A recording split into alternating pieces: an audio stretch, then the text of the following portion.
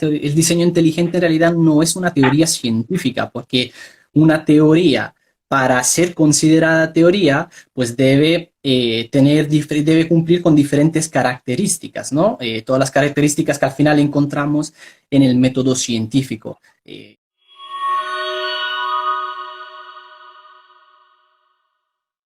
Algunas personas, cuando se habla de teoría del diseño inteligente, pues se ponen un poco así como un poco críticos, ¿no? Porque se salen con la cosa de el diseño inteligente en realidad no es una teoría científica, porque una teoría, para ser considerada teoría, pues debe cumplir con diferentes características, ¿no? Todas las características que al final encontramos en el método científico.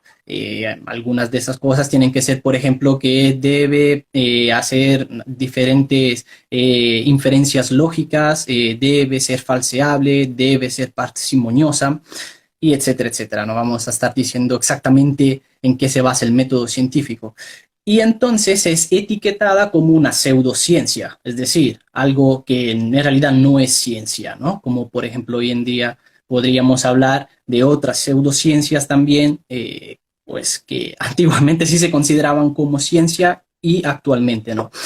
Pero es que eso no es del todo así. De hecho, el diseño inteligente es una teoría científica porque sí que cumple con todos los parámetros del método científico. ¿Qué es y qué no es el diseño inteligente? Pues básicamente el diseño inteligente es una teoría que se basa en la inferencia abductiva, la cual sostiene que entre diferentes explicaciones que se puedan dar a un mismo fenómeno, pues la mejor explicación será la que será más razonable y será la que también explicará mucho mejor la evidencia. Y esto es lo que pretende hacer el diseño inteligente. ¿Qué no es el diseño inteligente? No es creacionismo. Muchas personas confunden el diseño inteligente con el creacionismo y de hecho es muy atacado en todo el ámbito de los naturalistas, los ateos, porque continuamente lo pretenden asociar con el creacionismo, pero esto no es así. ¿Por qué?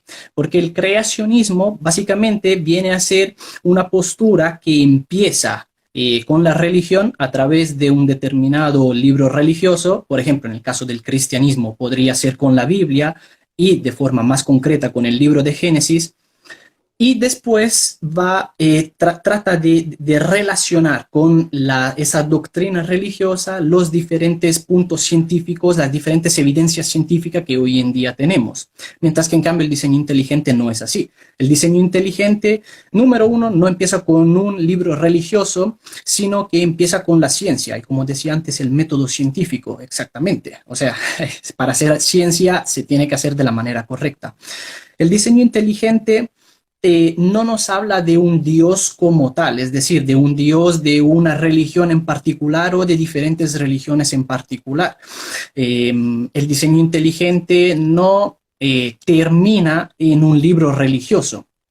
El diseño inteligente simplemente pretende mostrarnos por medio de las evidencias científicas actuales y de toda la información que tenemos, que básicamente hay un diseñador inteligente que, valga la redundancia, diseñó y luego también causó lo que es el universo y también la vida en general. Hablamos entonces tanto del reino animal como también de reino vegetal. El diseño inteligente no es incompatible con el darwinismo. ¿Por qué? Porque, o mejor dicho, me voy a explicar mejor, con el evolucionismo. ¿Por qué? Porque el diseño inteligente no dice en sí que este diseñador inteligente hizo cada especie, vamos a decirlo así, según su especie, o no.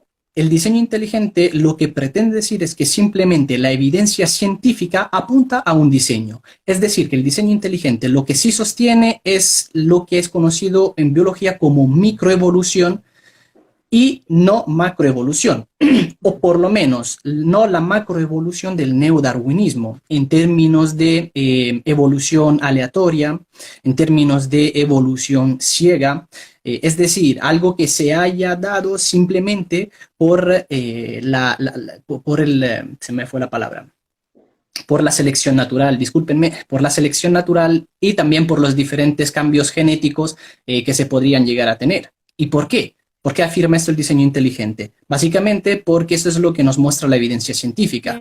En términos, por ejemplo, si hablamos de biología básica, empezando por ahí, luego podríamos desarrollarla también, pero ya desde los inicios, lo que nos dice la biología es que una célula no puede venir de la materia inerte, es decir, de materia que no tenga vida. Ahora, alguien podría conjeturar diferentes afirmaciones ahí, pero esto es lo que nos dice la biología. Y luego también la biología nos muestra cómo en realidad la selección natural tampoco puede cambiar esos cambios genéticos tan drásticos en las diferentes moléculas como ADN, ARN y etcétera. Por lo tanto, esto es lo que el diseño inteligente nos dice. Sostiene que es posible un tipo de evolución, pero esta no va a ser una macroevolución, sino una microevolución. Y en el caso, y con esto termino, en el caso en el que pudiera ser una macroevolución, no podría darse de forma aleatoria, sino que tendría que ser siempre causada por este diseñador inteligente.